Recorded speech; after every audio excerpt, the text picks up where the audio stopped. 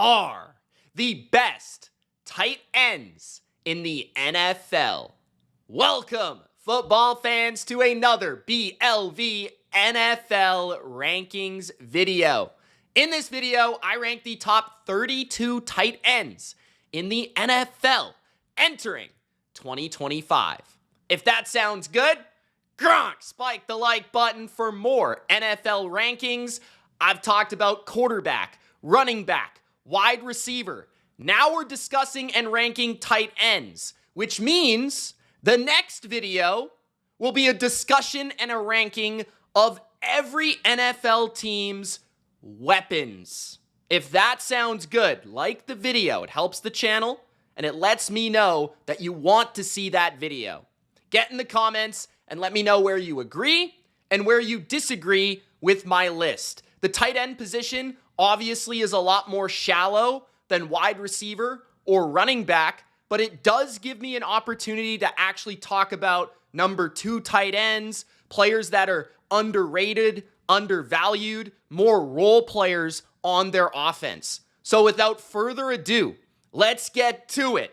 Don't be a jabroni. Subscribe for more NFL rankings, and let's kick it off at number 32 with Tyler Conklin, now of the Los Angeles Chargers. We've seen Conklin play for the Vikings. We've seen Conklin play for the Jets. He's getting a little bit up there, and I definitely felt like in 2024, he didn't quite move the same as we've seen him move in years past. Conklin has always been, though, a productive player.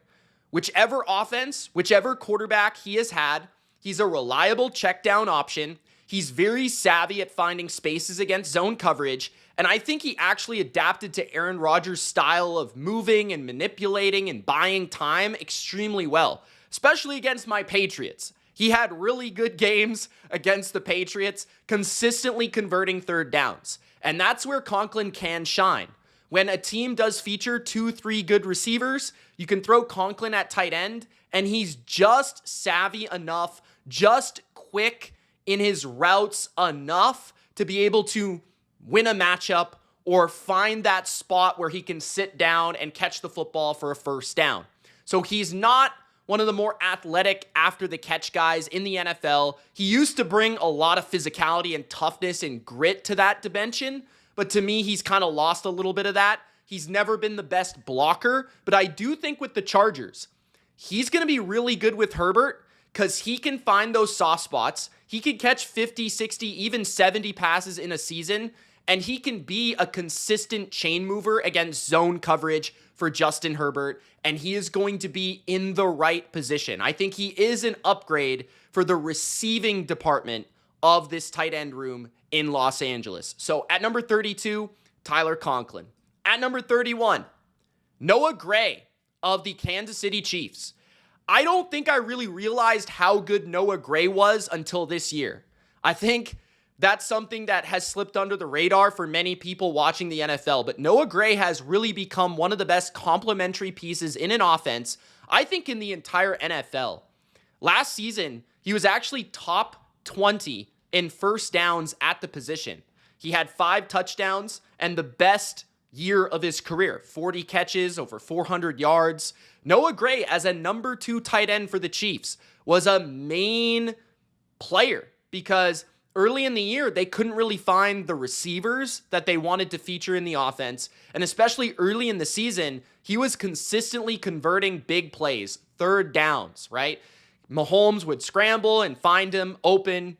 And I think what Gray really features is that intelligence. He's a high IQ player. He's just versatile enough to play in line as well. And that's a nice compliment to Travis Kelce. So it allows the Chiefs to move Kelce around, put him in the slot, put him out wide, or even like as a solo option in a trip set, which allows Noah Gray to kind of, be the other tight end and do more of the dirty work within the offense. But at the same time, I think he's really developed as a route runner. He's developed as a receiving option, a very soft hands, reliable threat over the middle for Patrick Mahomes. He doesn't often create downfield explosive plays, Noah Gray, but he's really good within that like 5 to 15 yard range. And when everyone's sleeping and paying too much attention to the other options, he seems to leak out and find the space for Mahomes to make the magic. So at number 31, Noah Gray. At number 30, Will Dissly, also of the Los Angeles Chargers. So we've talked about their two tight ends now.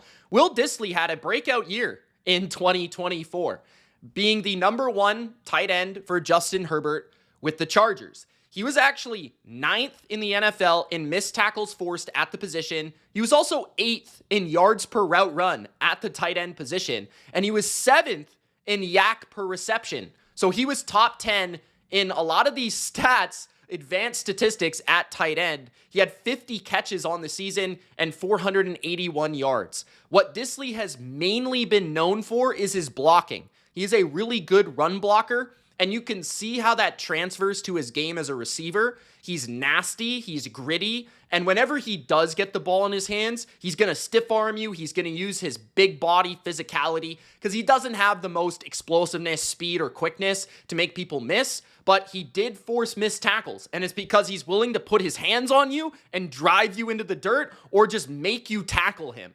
So he definitely has that Harbaugh mentality, and Herbert utilized him a ton in the screen game for Greg Roman's offense, and then also over the middle of the field, getting drives started, converting third and shorts, things like that. He's not going to go vertical, right? I think Conklin is going to be more of that guy that's more of a 10 to 15 yard range, more of the natural route running receiver, while Dissly does the dirty work, leaks out for a screen, occasionally takes a flat pass and makes something of it because he's good in that dimension. So Will Dissly has that yak, has that blocking, just enough to put him at number 30. At number 29, Austin Hooper of the New England Patriots. I've always been an Austin Hooper fan. I thought he was really solid young in his career with the Falcons, honestly like a Pro Bowl caliber player eventually. And then he went to Cleveland, was still a very steady contributor. Seemed like he'd always have like 700, 600 plus yards, be a 20 through 10 range type of tight end, and even at times flirting in the top 10. He went to Tennessee, had a very underrated season in Tennessee a couple years ago under Mike Vrabel. Now he returns under a Mike Vrabel regime once again in New England. And last year, he actually was really, really underrated for the Patriots. He was 8th in yards per route run at the position, and he was also 12th in contested catches. He had 45 receptions for 476 yards, and Hooper was very efficient on every target he got. It felt like almost every single target that came his way, he converted into a catch. He has very reliable hands, and he's actually a very underrated, crafty route runner. There's a reason he's been a top 10-ish tight end in his career before. You can clearly see how he runs his routes with detail, timing, and just always seems to have the right body language for a young quarterback like Drake May. Like I said, 45 receptions on only 59 targets. That's a very high percentage.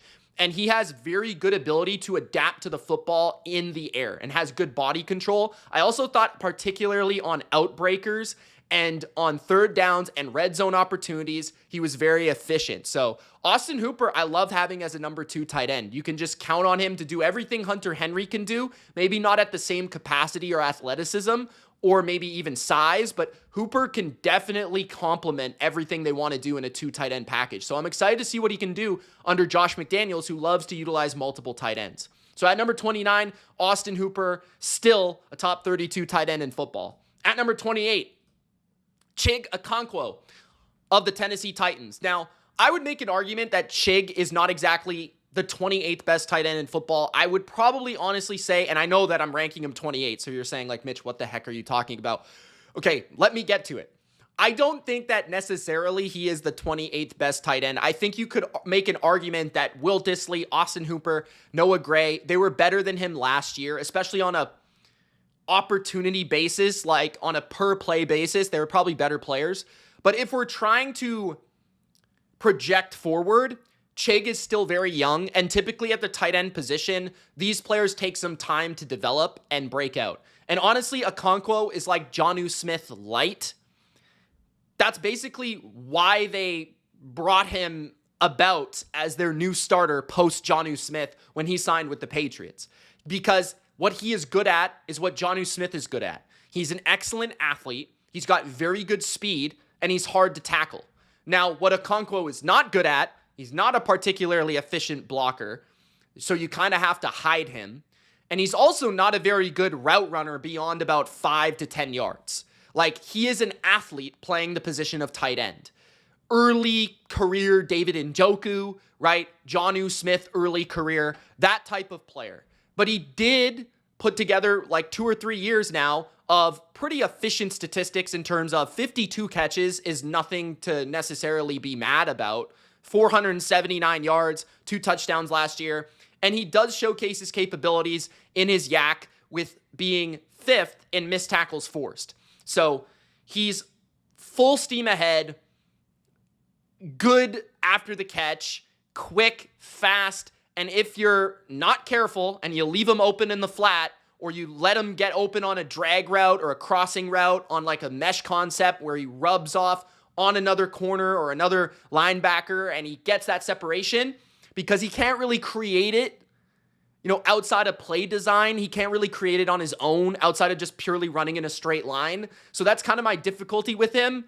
But when he does get separation, he's a problem. Now, can he develop a little bit more in terms of those routes? Just the timing, the savviness, the overall ability to develop a route tree. Can he be a little bit more of a actual football player rather than just an athlete on the field? We will see, but I think he's shown enough to be a valuable asset in a certain dimension of an offense, which is getting the ball in his hands and making him make plays or letting him make plays. So at number 28, I have Chig Okeke. At number 27, a breakout candidate, in my opinion, in 2025, Brenton Strange of the Jacksonville Jags.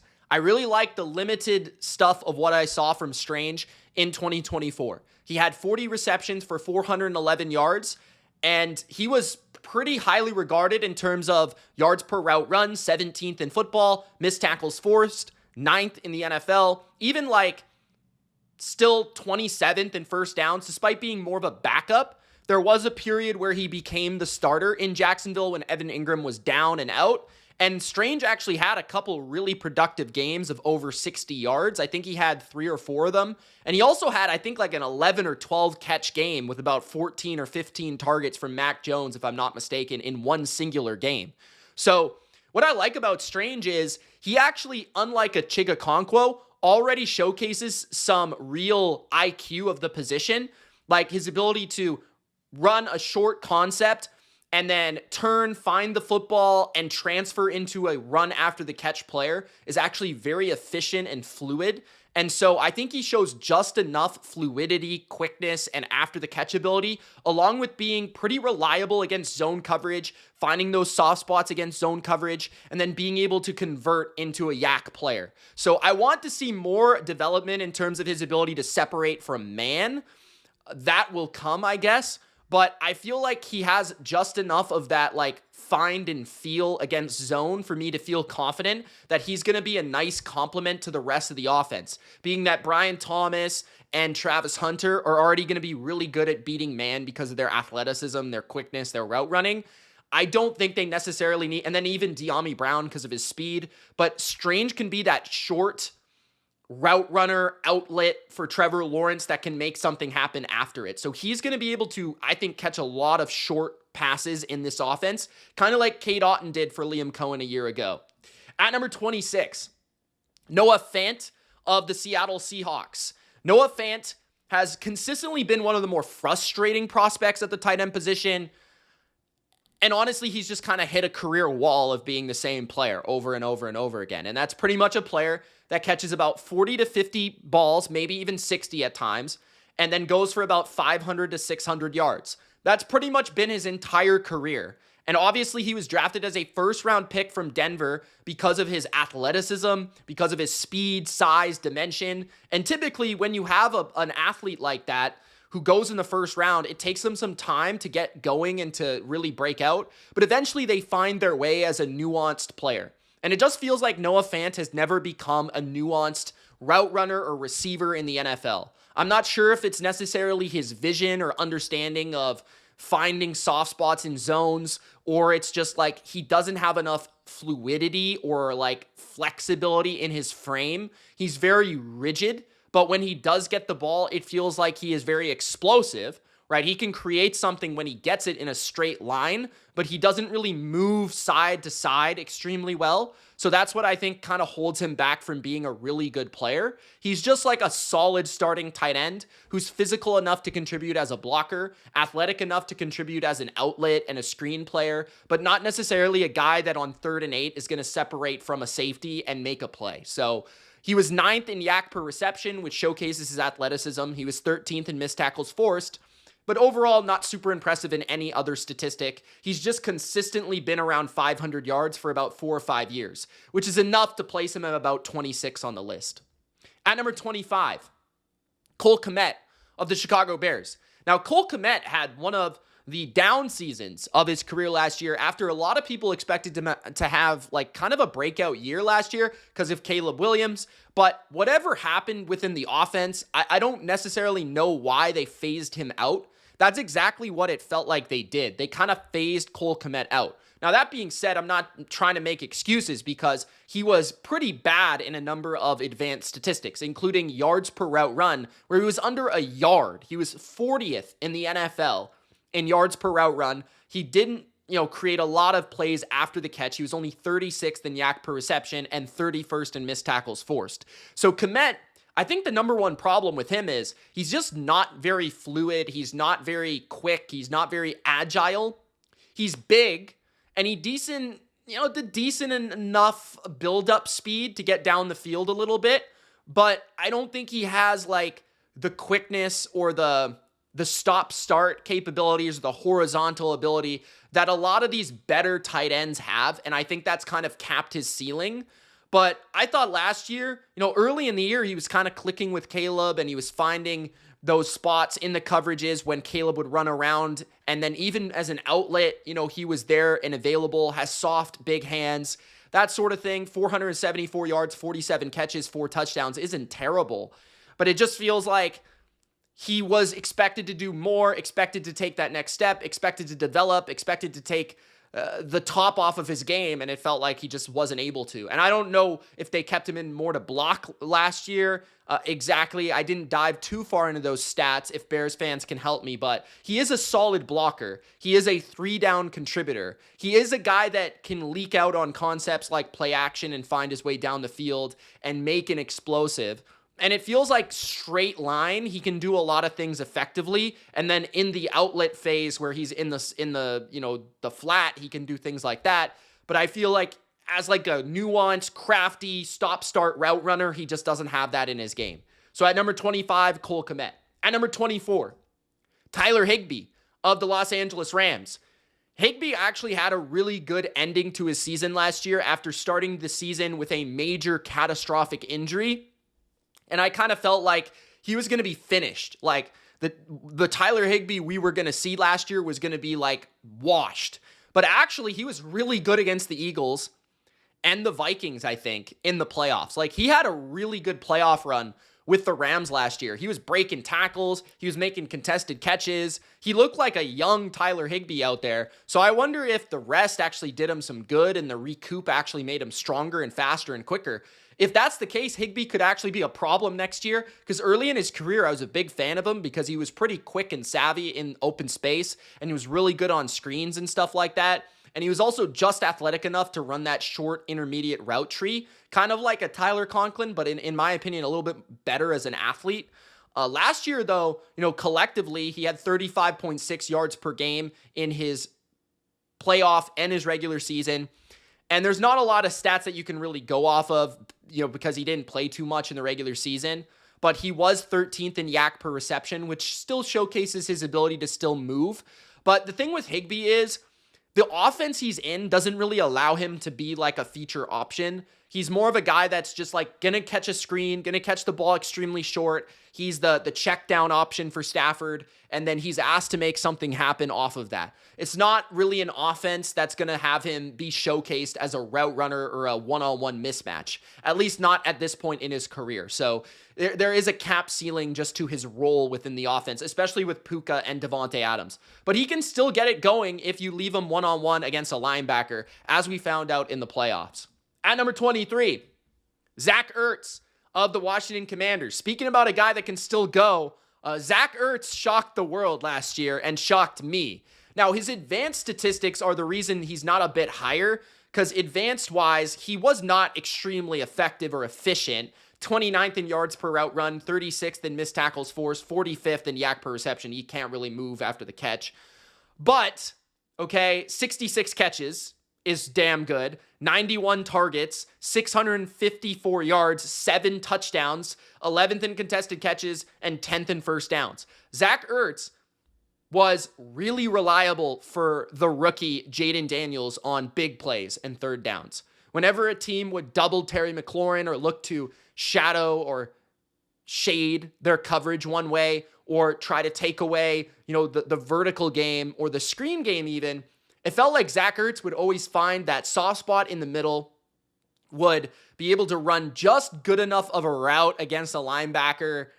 And oftentimes, because of the mismatches of Terry McLaurin or the horizontal attack of the offense or having to contain the quarterback, Ertz was really good at working off of Daniels on extended plays and then also getting good mismatches within the offense. It just felt like he was always the guy that a defense was willing to concede to get the target, and he would make them pay more often than not. There were games where he would rack up 7, 8, 9 catches, 10, 11 targets, because teams would give basically their worst defender that assignment in coverage, and Ertz would eat against that player. So in recent years in Arizona, he hadn't really done much, but Cliff loves the guy and continues to feature him as a primary option within the Commander passing game, especially their pure drop back passing game. And he's still a weapon for Jaden Daniels at that 8, 7 to 12 yard range. He's still going to eat. And he's got really good hands, and he can still contort to make some difficult catches. So he's not in his prime, obviously. He's old, but he can still get it done if you give him a mismatch. At number 22, Cade Otton of the Tampa Bay Buccaneers. Cade Otton, surprisingly, is one of the guys that when I looked a little bit deeper at his season last year, it's a very impressive statistical campaign. 59 catches, 600 yards, and 4 touchdowns. I've liked Cade Otton quite a bit over his career, including his rookie season with Tom Brady, but the last 2 seasons he's taken a step forward. Obviously, with Mike Evans, Chris Godwin, and the Tampa Bay wide receivers, they're obviously going to be featured way more than a Cade Otton, and they should be. They're better athletes, they're better players, all that sort of stuff. But Otton did have a moment where he did have to step up within the offense, and he did thrive. And I think there was a couple of key areas where he was really effective. 1, contested catches. He had 10 on the season where he was 7th. And actually, he was good in forcing missed tackles. He was 6th in the NFL with 12, okay? And he was 12th in the NFL in first downs. So he was somebody that I felt off of play action was really good at getting the ball and making something happen after the catch. I felt like he's been very effective against zone throughout his career, and that's only gotten better from his rookie season on to now, which I think is his 3rd, going on to his 4th season. So I think he's an underrated guy. Honestly, if he had more opportunity to be in an offense that didn't have as many amazing, impeccable weapons as the Bucs did, he'd probably put up more volume, more stats, and people would probably recognize him a little bit more, especially if he continued to develop in his missed tackles ability and his yak ability. If that continued to develop, then I think that'd be something where people would take notice. But honestly, he's just a really reliable guy against zone coverage, where when teams are trying to defend Mike Evans vertically and Chris Godwin over the middle, you've got to deal with that outlet, or you've got to deal with that safety blanket of Cade Otton making a play. So Cade Otton is my number 22, a younger guy, still developing, still getting better, but honestly just a forgotten member of a really good receiving group. At number 21, Jawan Johnson of the New Orleans Saints. Jawan Johnson has a bit more speed, a bit more athleticism, a bit more in terms of just the overall prototypical tight end profile than a lot of the guys we've talked about here. But he did have a sneaky good season last year. A lot of people have been critical of him because he's been one of those guys that, because of his profile, has been expected to take off and really develop and break out. But he's just been very solid and consistent over the last few years, despite everything kind of falling apart around him, different quarterbacks, different systems. Jawan Johnson has still maintained a pretty solid option in New Orleans. 50 catches last year, over 500 yards with 548. He did have 3 touchdowns. He was 13th in missed tackles forced. He was 25th in yards per route run, 15th in first downs, and 12th in contested catches. So what I like about Jawan Johnson compared to some of the guys I've already talked about, a lot of the guys I've talked about have been short underneath outlet options, maybe yak options in their offenses, zone-only options. I think Jawan Johnson takes it to the next level of these tight end rankings where he's a man beater. He can beat man because he is quick enough, he is slick enough, and he's big enough to like box you out or even just separate. I feel like on crossing routes, on downfield concepts, like a lot of these tight ends that I've already discussed are like not even asked to work the ball or work their routes vertically down the field past like 8 to 10 yards. Jawan Johnson's actually asked to do that at times, actually asked to cross the face of the defense, actually asked to get down the field, run a corner route, run a post route, things like that, a crosser. Like Jawan Johnson is good at that stuff. And then I thought he made some incredible catches last year and is a sneaky little outlet on play action. Can be pretty effective in open space when he gets the ball. He's a bit slippery and powerful. So yeah, Jawan Johnson to me is a slick player that I feel like could be even better if he was in a better offense, or could be even better if he was more featured.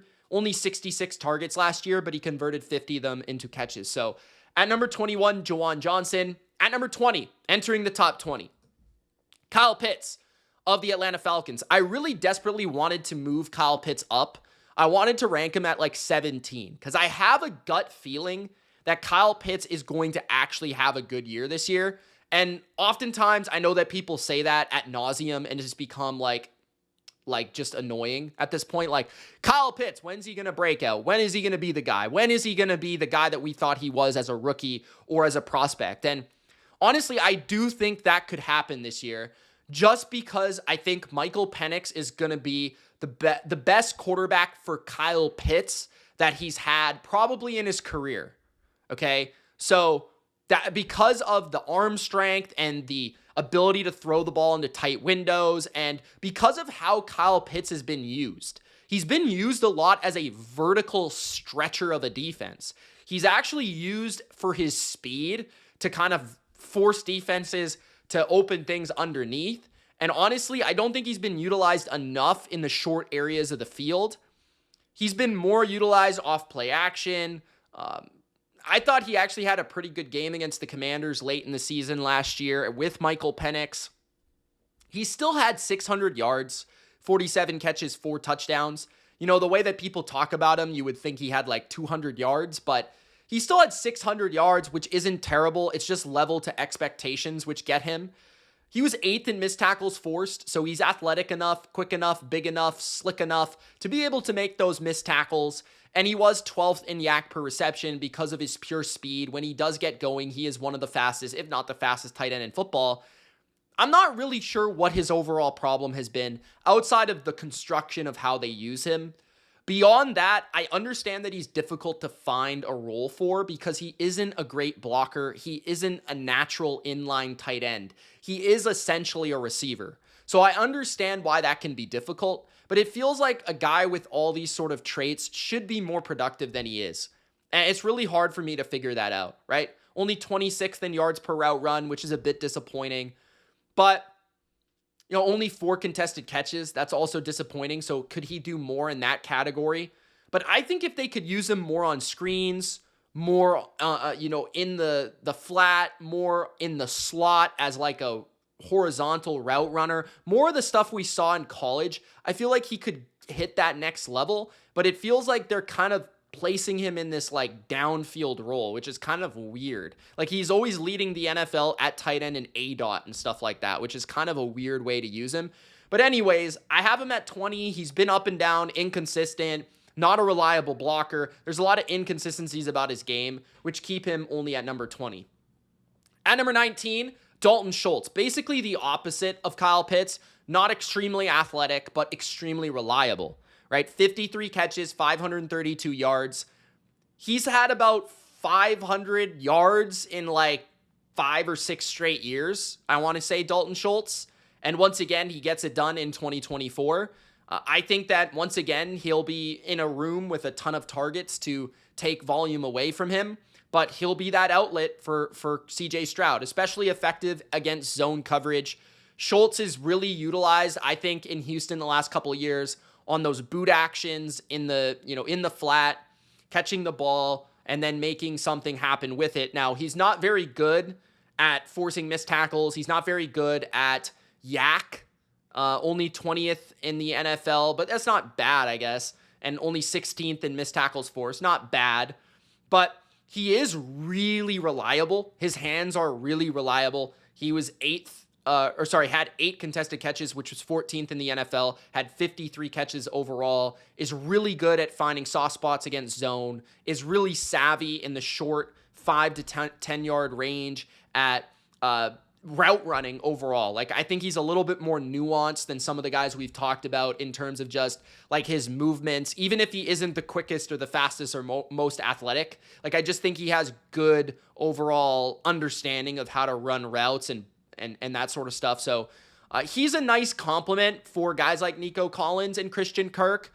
I think, though, the difficulty with him is you can't really ask him to be a man beater because he doesn't have the athleticism to do that. But when the team is putting pieces around him that can beat and torch man, that's where Dalton Schultz really becomes a nice option because he's very good against zone. So at number 19, Dalton Schultz. At number 18, Pat Freiermuth of the Pittsburgh Steelers. This is a tough one because they brought in Jonnu Smith, and obviously Pat Freiermuth's numbers is going to suffer because of it. But he had a really good season last year. He had, I think, like one of the best seasons, if not the best season of his career. 65 catches, I think, is a career high. 653 yards and 7 touchdowns, which might also be a career high, but it's at least up there, I would say. But in terms of Freiermuth, he was 20th in yards per route run, and he's, I just think, a really good all-around tight end. Like, there's nothing that's really bad about him. There's nothing really poor. I think he's a solid blocker. He's feisty in that regard. He's pretty effective in the screen game, and he's slippery enough and quick enough to be able to make people miss in the open field.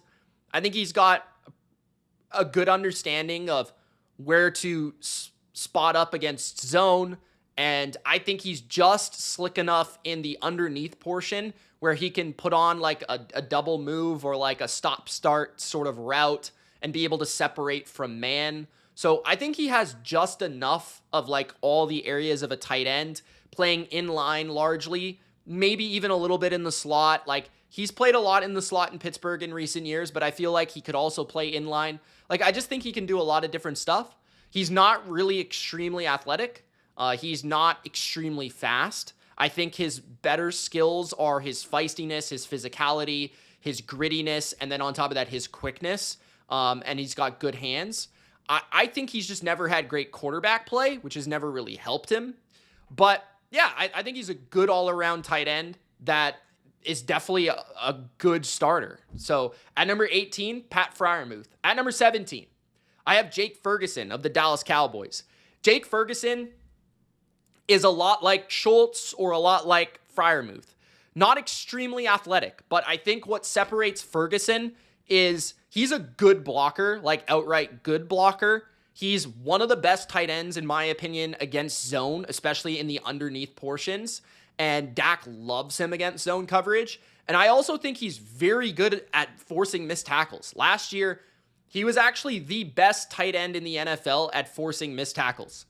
He was tied with Tucker Kraft, if I'm not mistaken, in missed tackles forced. He was also really good in yak, 5.6 yak per reception, and kind of had a weird grading season. PFF seemed to grade him pretty poorly. His yards per route run wasn't amazing, but he was dealing with a lot of injuries.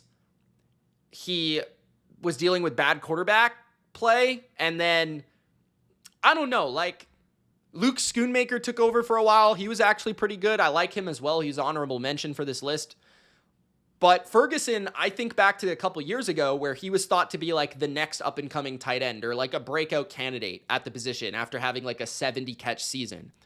So I think he's like a more athletic version of Dalton Schultz, a really solid blocker, really good against zone, and then once he does get that opportunity to catch the ball in space, he can make the first guy miss. He's really slippery.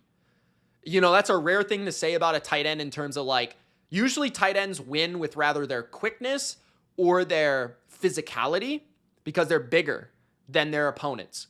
But with Ferguson, it feels like he's always able to slip through the first tackler, which makes him very effective when Dak gives him the ball like 5 yards down the field, 5 yards past the line of scrimmage. He's able to make another 2-3 yards. He always seems to find that avenue to getting the first down.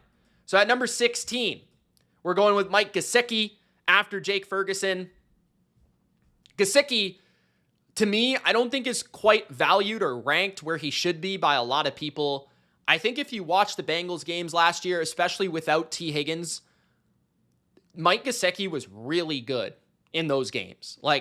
And weirdly enough, he was kind of used as a outside receiver in a lot of those games, and he was very good. Now, I've always liked Mike Gesicki because I feel like he is a very challenging mismatch because he's tall. He's about 6'6", and he's very good as a vertical route runner. And what I mean by a vertical route runner at tight end would be like past 10 yards. I think he's got very good stop-start ability down the field, and he's also got really good wingspan and really good hands in those situations. I thought he was like a mismatch for the Bengals. Like, honestly, a lot of the times the third best receiver on the field for them. He had 65 catches for 665 yards, which is kind of funny. But he was 13th in yards per route run. He was also 9th in first downs and 10th in contested catches. He made a lot of catches, and he's really good with Burrow because I feel like Burrow has a really good sense of reading when a tight end is about to break and about to be open, or just a receiver in general. And Gesicki, he doesn't create a ton of yards in his separation, but once he does get that step, he's pretty much unguardable because he is just bigger, longer, and taller than pretty much everyone that covers him. So when he does get that step, he's able to reach out and grab the ball. And then actually last year, he was a bit better at breaking through the defense and making a little bit more after the catch. That's kind of been his weakness as a tight end over the years, has been his ability after the catch on top of, you know, his lack of blocking. He's essentially like a slot receiver, like a very big power slot player, but he is really talented as a actual receiver. So that makes him valuable to me. So I put him at number 16 as one of the better mismatches at the position. At number 15, Evan Ingram, another mismatch for the Denver Broncos. He's going to be the Joker for Sean Payton this year, wearing the Joker shirt, actually. 47 catches, 365 yards last year. Wasn't his best year, but it wasn't too long ago where he had over 100 catches for Jacksonville 2 seasons ago. So it's hard for me to rank him much lower. He was 16th in yards per route run still last season, but overall did not have a very effective game or season, I should say, last year. I would say, though, Evan Ingram has always been one of the more like inconsistent tight ends, kind of like Mike Gesicki. They've had careers that at times have been very, very good. At times have been kind of like what happened that year sort of thing. But a lot of it depends on the role and the situation of the offense because they're very specific players. They're slot tight ends that don't block. So it's very dependent on the way an offense wants to play and the personnel they have at the given moment or time and how those coordinators feel about Ingram or Gesicki within the offense. So that's where I'm most intrigued about Ingram is like, how much will he play like in Denver? Are they going to use him as a slot player? Are they going to use him as a tight end who's running a lot of like drag routes and like, shake option route type things? Because he's really tough to cover because he's quicker and faster than a lot of players that cover him. Because he's not the most physical, he's not the biggest or the thickest at tight end, but he is quick and he is fast. And that could fall off at any given moment because he is a little bit older now and he has gone through quite a bit wear and tear.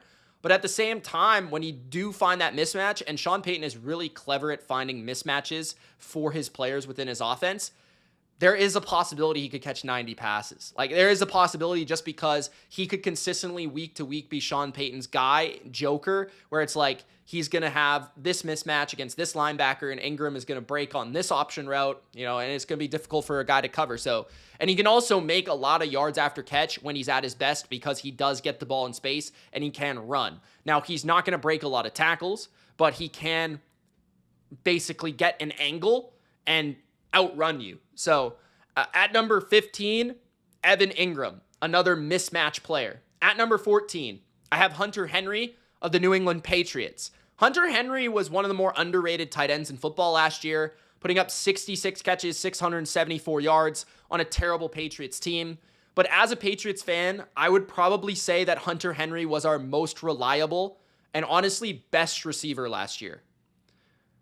That's not saying a lot, but it is saying a lot because it felt like every time Drake May needed a play, he was going to Hunter Henry, whether it be on third down, most specifically on third down. Like, I would probably say whenever it was like a 3rd and 6 to 3rd and 8, the number one guess of where the ball was going to go was Hunter Henry. And because of that, I do have to give him credit because defenses are going to recognize that. So they're going to put more attention on Hunter Henry a lot of the time, right? They're going to shade their zones towards him. They're going to put a good cover guy on him to try to lock him up. He was 5th in contested catches. He was 6th in first downs, 22nd in yards per route run. Overall, top 10 in pretty much, fantasy points, a lot of different categories, receptions, yards, all that sort of stuff. So definitely top 15 in football. I think he's got a little bit more of a well-rounded game than Mike Gesicki or Evan Ingram, even if he's a little bit less as an athlete than those guys. But what I think Henry is really good at is he's just very, very crafty and very nuanced. He's not the most explosive, the most fast, the quickest, but his detail is there. His ability to use his frame and his body control and his hands are really reliable. So I love him as a player in New England. I think he's been one of our more underrated guys. I just wish he wasn't like the number 1 or number 2 option. If he was like a number 3 in an offense, he would be fire. But the problem is that at times he was kind of force-fed last year, and he's not the most explosive player because they don't have a lot else. So at number 14, very well-rounded player, very smart, good player. That's Hunter Henry. At number 13, Dalton Kincaid of the Buffalo Bills. Now, a lot of people would say Kincaid might be too high here because he didn't have his most efficient season. But actually, if you dive a little bit deeper into his numbers, when he did play, he was still very good and could have had a breakout season last year. There is argument that maybe if he puts it all together, he could have a breakout season in 2025, and I wouldn't be shocked by that. He was one of PFF's top-graded tight ends. I believe he was 6th or 7th last year, but he had 44 catches on 71 targets for 448 yards. He missed a good portion of the season, but he's still ranked 10th in yards per route run, 12th in missed tackles forced, and 4th in yak per reception. What I like about Dalton Kincaid is he is very quick, agile. His stop-start capabilities are very good, and that gives his ceiling as a route runner to be pretty high, right? Vertically, he isn't the fastest. I would probably argue Dawson Knox is a faster player in a straight line, but I think going sideline to sideline, stopping and starting, Kincaid is really good there, and I think that's where he's going to be a problem for a lot of defenses in 2025. This could be the year for him to really break out. Like, I wouldn't be shocked if he had 80 catches this year. Like, that wouldn't be so crazy to me. I do think he's got to become a little bit thicker and a little bit more physical. I still feel like he is a little bit shy in that department, and that also hurts his run game. I do feel like his blocking is a little bit shy. But I think as a athlete, as a efficient receiver, he's already showcased top 10 capabilities, and I think he's on the rise at this position. So I have him at number 13, good after the catch, good route runner, Dalton Connette. At number 12, Tucker Kraft of the Green Bay Packers. Tucker Kraft had a shockingly good season last year. 50 catches on 70 targets, 700 yards, and 7 touchdowns. For many, he is a breakout candidate this year in fantasy, but I would make an argument that he was already a breakout last year. He was 11th in yards per route run. He was first in missed tackles forced, and he was first in yak per reception. Tucker Kraft is not the fastest guy, and he's not really even the quickest, but he is very physical, he is very powerful, and he's weirdly athletic. Like, I don't really know how to describe it. He's got like this, his manipulation skills when the ball's in the air, and his overall like big guy athleticism is very much there. Like, he makes some really great grabs down the field when he gets an opportunity, and he can contort his body extremely well, and he's got very good hands, but he's a nasty, effective blocker. And he's also like really good after the catch. Like, it's hard to tackle this guy. Again, 15 missed tackles forced, was first in the NFL. His yak per reception was nearly 10 yards. Now, some of that is the scheme in the offense, because a lot of the time he was open in the flat and he would just take it for some yards. But he was good at making guys miss or just breaking tackles, stiff arming them, breaking through them, just being an absolute nuisance to tackle. So, yeah, Kraft, I just love his energy. I love his physicality. I love his nastiness. He brings an edge to the Packers offense that I think is really real. And then I think he's also, with all the speed they have at wide receiver, he doesn't have to be like a super fluid athlete. But I think he's a better athlete than people give him credit for. So at number 12, Tucker Kraft. At number 11, Isaiah Likely of the Baltimore Ravens, the best number 2 tight end in football, and might soon be the number 1 tight end in Baltimore. He had 6 touchdowns last year on 42 catches, 477 yards. He was 14th in yards per route run, 7th in missed tackles forced, 5th in yak per reception.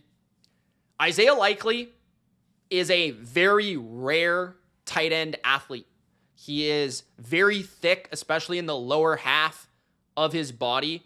He's very fluid as a stop-start player, but then also got speed to get down the field as well.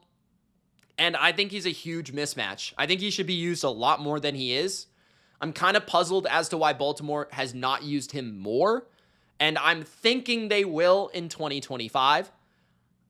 He's just like not an amazing blocker.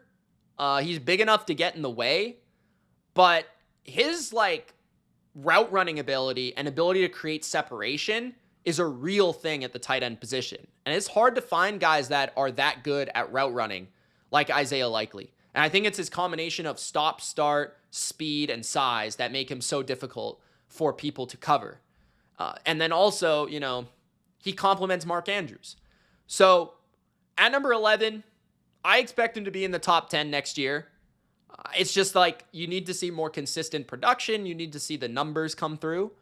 It's difficult, though, because he's in an offense with another really good player. So it's like, how many opportunities is he going to get? But I just think like his route running chops and his athleticism, it's sooner rather than later for him. So at number 11, Isaiah Likely. Entering the top 10, David Njoku of the Cleveland Browns, who was a little bit higher last year. Didn't have a great year this year in 2024. Was only 26th in yards per route run and 36th in yak per reception, which is typically his bag. His bag this year was contested catches, probably because his quarterback play was pathetic. And that's probably why his numbers dipped so significantly. He was second in contested catches with 13. But what I've always loved about Njoku, he's always been very well-rounded, despite being more of an athlete coming out of college. He is a good blocker. He's got the athleticism, the power to be able to block well. He plays in line quite effectively. But I love his yak ability typically. His speed and his power make him really tough to tackle. And then over the last few years, he's just gotten better and better and better as a route runner, better and better separator, better and better as a mismatch. Still had 500 yards, 5 touchdowns, and 64 catches last year. But he just had a limited ceiling statistically because of the quarterback play. And a lot of his routes were like short.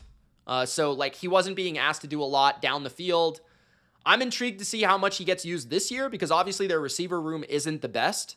So they might count on him to do a little bit more. But at the same time, it does feel like they might be moving in a different direction to be using him a bit less. So I'm kind of confused, but we'll find out. I don't know. I guess the quarterback play is a bit of a question mark. But Njoku has been consistently top 10 the last 2-3 years. And to me, he's still really good, especially now rounding out his game with more contested catches, using his physicality while the ball is in the air. If he can get back to breaking tackles and making people miss, he'll all of a sudden be top 6, top 7 next year. At number 9, talk about making people miss. Jonnu Smith of the Pittsburgh Steelers. Now, Jonnu Smith, I guess to traditional football fans, might not rank this high, but to people that love tight ends that catch the ball and it just becomes like backyard football after that, you gotta love Jonnu Smith. He's a pure weapon in the purest sense of the word. Basically a gadget player in some sense, but he is one of the best in football. 88 catches for the Dolphins last year. 10 yards per catch, by the way, on 88 catches. 884 yards and 8 touchdowns on 111 targets for Miami. He became like their best player in moments on their offense. I'm not even exaggerating. He was their best player for a good stretch of time for the Dolphins. 5th in yards per route run, 4th in missed tackles forced, which is not surprising, 3rd in first downs, and 9th in yak per reception. Jonnu Smith is the best after the catch tight end in football by far. I don't think it's that close. I know I was talking glowingly about Tucker Kraft and sometimes David Njoku, but Jonnu Smith is a demon when he gets the ball in his hands. Like, he is so tough to tackle. Even in New England when he sucked, right? Like, he was still really good in that area. The problem has always been that he's never been a great route runner. But Miami found a way to utilize him at his absolute peak. And the other guy that's been able to do that has been Arthur Smith. And now Arthur Smith's in Pittsburgh. I'd expect similar, maybe not as much volume as he had in Miami, but similar results of efficiency in Pittsburgh. I think he'll be a very good option for Aaron Rodgers. Some easy layups for the offense in 2025. At number 8, Dallas Goddard of the Philadelphia Eagles. Dallas Goddard was one of the most efficient receiving tight ends last year, 2nd in yards per route run, 6th in yak per reception, but his volume is not there consistently enough, and he's getting injured quite a bit frequently lately. That being said, when he's on the field, he's a very well-rounded player who's one of the better blockers at the position, and also can be a big game player. We've seen in big playoff games, in big game settings, Dallas Goddard can be a guy that takes advantage of the mismatches that come his way. Because teams are worried about A.J. Brown, they're worried about Devontae Smith, they're worried about Saquon. Dallas Goddard's that guy that gets the mismatch, that gets the opportunity to shine, and he typically takes advantage of that. I also just love his ability to win after the catch, whether it be in the flat, on a screen, as a leak out player from the run game or the option game that they utilize, or the RPO game.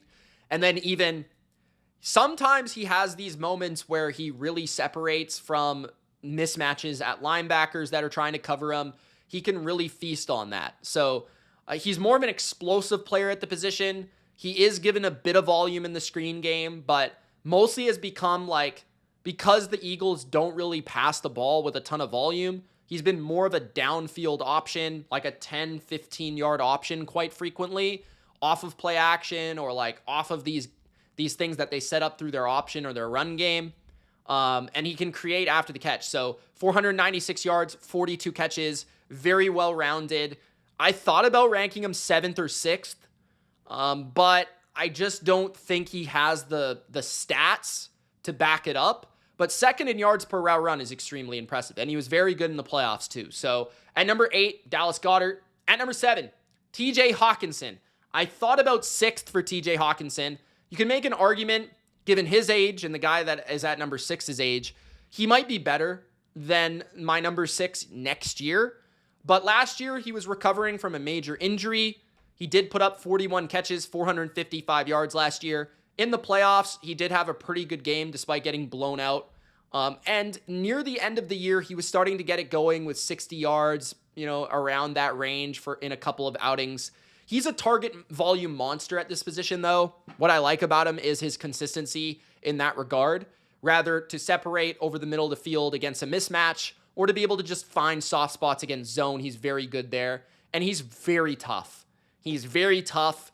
This guy gets broken in half on a consistent basis over the middle of the field, and he makes the catch. He's also a very good blocker, I would say. Not like overpowering, but very technically sound and always seems to help them in that regard. 15th in yards per route run. Again, he was coming back from a major injury, but still being as good as he was coming off that injury speaks volumes to how good of a player he is. And he just seems to have rapport with every quarterback he plays with, seems to be a very reliable player over the middle of the field. And he's a very good player to have when you have Justin Jefferson, because he can take advantage of, rather the other side of the field, the mismatches, or the zones that may not have all attention on TJ Hockenson. So at number 7, Hawk. At number 6, old man Travis Kelce comes in at number 6. I thought about number 5 and I thought about number 7 for Travis Kelce. He still had some stats that are extremely impressive, like 97 catches is still insane, but it was only for 8.5 yards per reception. I mean, how many catches did he make last year that were like 2 or 3 or 4 yards down the field? It felt like quite a bit, right? Only 3 touchdowns, but 823 yards. His overall efficiency wasn't great, 19th in yards per route run. He only forced 3 missed tackles, which is not Travis Kelce-like. And his yak per reception was 42nd in the NFL, which is not Travis Kelce-like. I mean, Travis Kelce at his best is one of the best route runners I've ever seen at the position, if not the best. Is awesome after the catch because of his combination of quickness, slipperiness, and even strength or power. But he was 5th in first downs, 6th in contested catches. The biggest thing I can say about him, why he still ranks so high, even if he's not a great blocker, he's still extremely reliable on third down, extremely reliable in big games, in big situations to move the chains. He has a unique rapport with his quarterback. He's great in the second play dimension of the offense where he's able to find space to help for Patrick Mahomes, which is why he catches so many passes.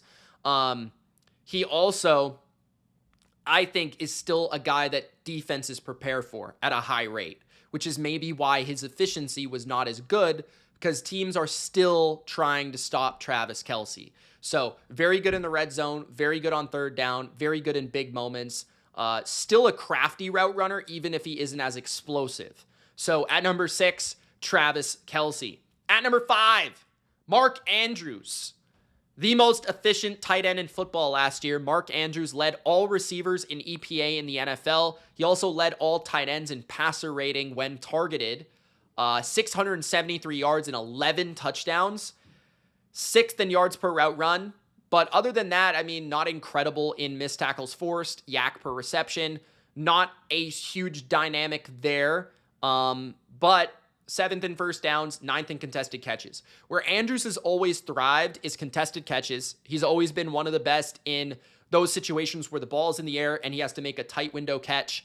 His hands and his ability to body control and adjust to the football has always been supremely phenomenal. And then also, he is very good at, I don't know if it's the offense, if it's him. He's always seemed to have a knack for getting the explosive reception. He's not the fastest guy in a straight line, but the way he runs his routes and the way he's able to combine his contested catchability with his nuance of his routes, I feel like is always able to create like 25, 30 yard, 40 yard receptions for the offense, even if he's not like running the fastest out there. I think the difference between him and Kelce is the ability to create explosives. I think Andrews can create explosives, while Kelce is more of a volume sponge and can catch underneath. Andrews has also always been one of the best red zone threats in the NFL. It doesn't matter if he is the one that people are trying to target and take away in that area of the field. He has always been a huge option for Lamar Jackson in that regard as well. So, yeah, typically really reliable. Obviously had some drops in the playoff game, but guys, don't just focus on that playoff game. Don't just focus on the drops. Focus on the overall season. 11 touchdowns, number 1 passer rating, highly efficient, even if he's not getting the target volume he used to because he isn't as quick or as shifty. I still feel like he is still a darn good tight end. And he's a solid blocker. I would say not amazing, but solid, probably better than Travis Kelce. At number 4, Sam Laporta. Sam Laporta did not have the season that a lot of people expected. A lot of people had him as like the number 1 fantasy tight end entering last year. So it was kind of a disappointing campaign for him. But that being said, he's still the 4th best tight end in football and could be in any moment the best. I wouldn't, honestly, like if he had a season where he was the best tight end, I probably wouldn't be shocked. But I think more reliably, he'll be like 3 or 4 throughout his career. But 60 catches, 726 yards, and 7 touchdowns. What I'm really impressed with Laporta for such a young player is his well-rounded game. He doesn't really have an area where he is a poor player. He's a good blocker. He is very willing in that regard. I would say that he is very good after the catch at times on screens, and just he's able to kind of quickly cut through the lanes that the blockers are setting up for him, has good vision off of screens. He's also a very good vertical route runner at setting up double moves and being able to like hit the post to the corner or the corner to the post. He's able to, I think, add that nuance as a younger player because he's got really good athleticism. He's got solid size, and I think he's not afraid in traffic. I don't know why, but they didn't really use him as much, it felt like, on the intermediate level. It felt like he was much more used as an underneath threat, a screen threat, or a play action. Off play action, he's really good on all the stuff they do off play action, whether it be leaking into the flat, going over the top on a crosser, setting up a double move. He's very good there. But 12th in yards per route run, 11th in missed tackles forced, 8th in first downs. Still, top 10 pretty much across the board in all stats. It just felt a lot more quiet this year because it wasn't the huge rookie campaign that he put together. But I would expect maybe a little bit more healthy this year too, which would also help. But I want to see him more involved as an intermediate target in the offense. It's just because Amon-Ra is so involved in that area of the field. At number 3, Trey McBride, who might be my favorite tight end in the NFL. He's right there. I mean, Trey McBride is just really tough. Like 111 catches last year, 1,146 yards, and just constantly, it felt like targeted over and over and over and over and over again as a chain mover for Kyler Murray. Like one of the probably 10 best chain movers in the entire NFL, whether you're talking about receiver or tight end. And what I mean by that is a guy that not necessarily is a super explosive guy, but just like always on third down, always getting the 10 to 12 yards that's needed, the 8 yard on 3rd and 7, whatever it may be, right? Like McBride is nasty enough after the catch, 3rd in missed tackles forced. He's also a really crafty route runner, but then also just athletic enough, physical enough. I think he does a very good job with his physicality, especially in his routes, which make him very hard to cover. He's 3rd in yards per route run, 3rd in missed tackles forced, 1st in first downs. Chain mover. 3rd in contested catches as well. Not afraid to catch the ball in a tight, confined space. It kind of sucked that he didn't have a lot of touchdowns, but this guy is going to be one of the best producing tight ends in football for the next 5 years. He's just a consistent guy that just has consistently gotten better in all areas. He is nasty. He is not afraid. And that's the biggest thing I can say about Trey McBride is he's not as fast as some of these guys. He's not as quick as some of these guys. He's not as big as some of these guys, but I think he is tougher than pretty much everybody. So at number 3, I have Trey McBride. At number 2, Brock Bowers of the Las Vegas Raiders. Now, Bowers and McBride were actually close. A lot of the stats actually would suggest that maybe McBride was a little bit better, but it was really close. I mean, Bowers had 112 catches. McBride had 111. I think Bowers had slightly more yards. slightly more touchdowns. But McBride was better in first downs, better in yards per route run, better after the catch. So it's kind of like pick your poison a little bit. I just kind of feel like Bowers is, they're both the number one option in their offense. But Bowers is just so young, and the way that he produced at such a young age is only going to really get better. McBride is still young too, but he's already had a couple years in the NFL to develop and to get better.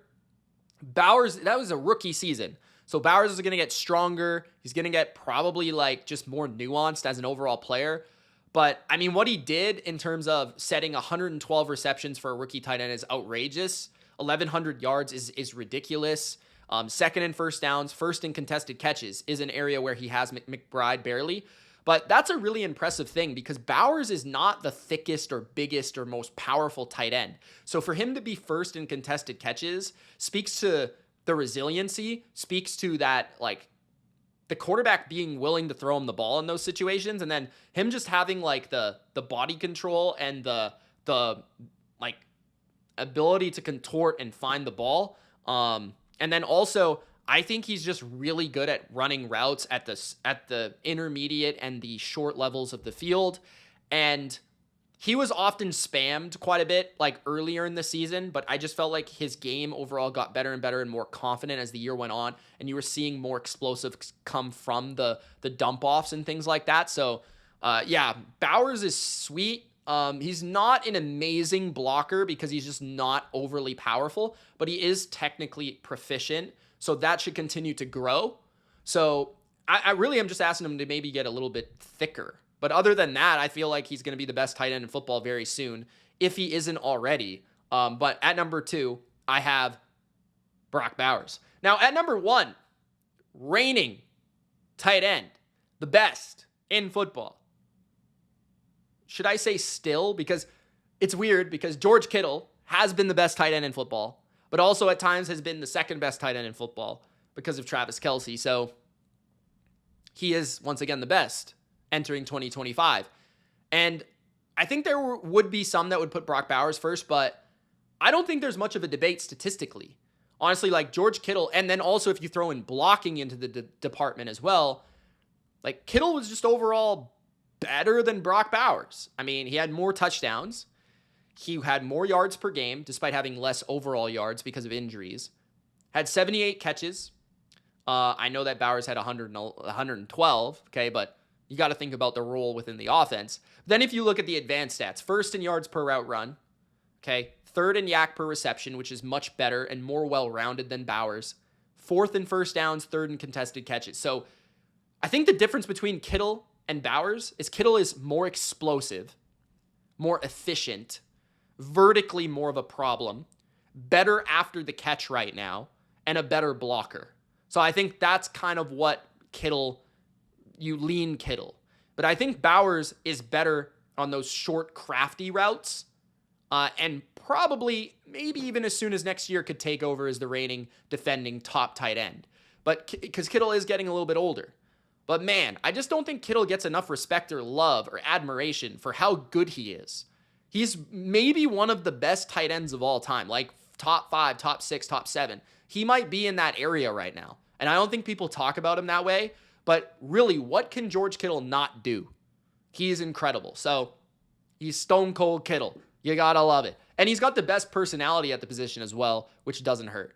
So there it is, guys. My top 32 tight ends in football. I hope you enjoyed this video. If you did, spike the like button. Subscribe. Don't be a jabroni. And we'll see you soon. Peace.